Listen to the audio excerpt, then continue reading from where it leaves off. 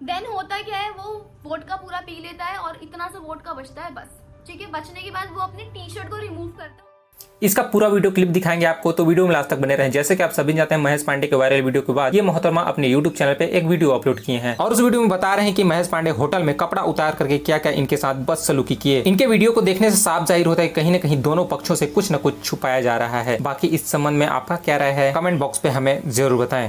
जब मैं अंदर जाती हूँ रूम के, सो वहाँ पे मनोज पांडे जी बैठे हो और उसके बाद वो महाराज अपने बैग वोडका निकालते हैं। जी यस, वोडका निकालते हैं और लाइक आई वाज शॉक्ड कि ये क्या हो रहा है।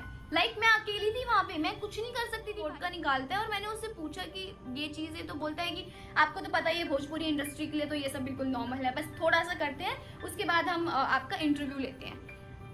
चीज़ें मुझे बिल्कुल भी ठीक नहीं लगी, बिल्कुल भी ठीक नहीं लगी। माता रानी की कृपा थी कि चलो विशाल था उस दिन होटल में।